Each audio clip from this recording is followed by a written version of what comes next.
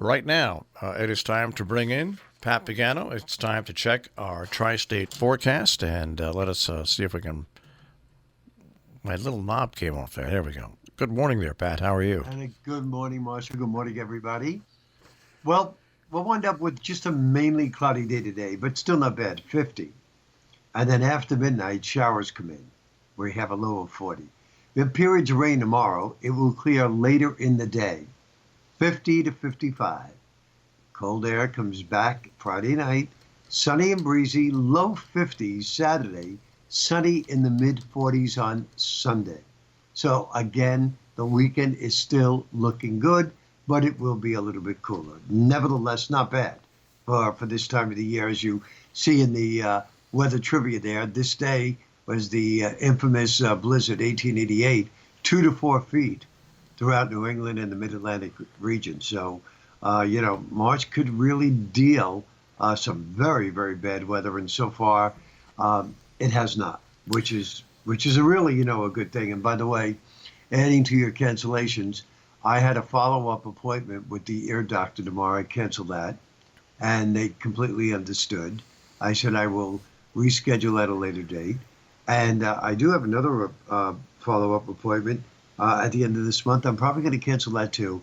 The last place anybody wants to be now is in a hospital surrounding with other people that may be sick. So I think they understand what's going on there. What I don't understand is that I got a letter from my religious education supervisor that says that they don't feel there's any reason to cancel classes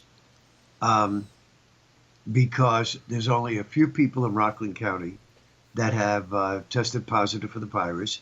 And at this point right now, they feel that there should be no reason to cancel it.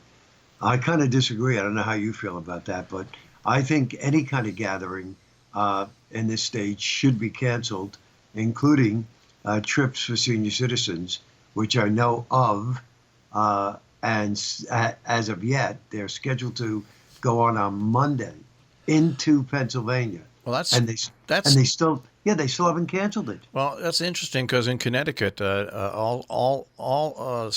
hate to call them nursing homes, but that's what they're called now. All nursing homes, unless it's a medical visit, no visitations, that has been shut down. And most of New York has that too, and some of Massachusetts has that as well. What's interesting here is, and I did not get to watch your movie yesterday because I got a call yesterday from two people from the high school who told me a bus was leaving with students and heading to New York to go see a play. Oh, no. And these two people who were at the school were concerned. And I investigated, and at first it seemed like it was just a small group in a van, but no, it was a full, what they call advanced placement class, English politics. I guess when they got back, it was 25 to 30 kids plus chaperones and a bus driver that went into the city and saw a play. And I posted it just a week ago. The superintendent of schools said that all large groups out of state would be canceled. And this went directly against what the superintendent had said a week ago. And as I said, by the time the dust had cleared last night, the students were back. They were safe. There was at least 25 to 30 people said when they got off the bus. And my main concern was the fact that if you looked at the news yesterday, two theaters in New York tested positive for the virus. Two theater employees who worked at various theaters tested positive for the virus. But we were told that the students went directly from the bus into the theater. Out of the theater, they ate in the open air, and then they got back on the bus and came home. My concern wasn't necessarily that. My concern was that the superintendent went back on what she said, which was that out-of-state trips with large groups would be canceled. But I'll tell you, it created a lot of activity with me. 90% of it understood what I was talking about. There's 10% people out there who don't want to take this whole thing seriously right now in advance. And what I say to those people is, look what happened in Italy when Italy did not take this seriously at first. the whole country is on a lockdown now. All of Yeah. Italy Oh, it's because terrible. 800 fatalities in Italy. because they didn't take it seriously at first. And you and I have talked about this before. Living in New England, New Englanders are very good with crisis, and so are people who live in the tornado alley. You prepare for the worst and hope Or for for the the best. best. Right. So it was my concern that all it takes is one of those students to come back and pass it along to a grandparent or a parent, and people, with this virus, some people carry it and don't even get sick. They don't even get sick, even though they're carrying it. Hmm. But we live in a very strange time, Pat, where the NBA has put their season on hold. The NCAA is not allowing any people in to watch these games, which normally have 15 to 20,000 people Right. watching them. Well, big loss of money there. But it's just, and to the people that are mocking it and saying, well, the flu is worse. Yeah, the flu does kill a lot of people. This has the potential to affect a lot more people. And so finally the president got on last night, and as a country, we're doing some things. I don't know whether we do enough, but at least we're starting to move in the right direction, because this is not a scare tactic. All it is that just be prepared, and don't hoard. People shouldn't hoard. People are hoarding, certain people. But just be prepared like you would for any other emergency that might arise. Like most people now, a lot of people have generators because they're prepared for the worst. If it doesn't come, they still have the generator to keep power and things going.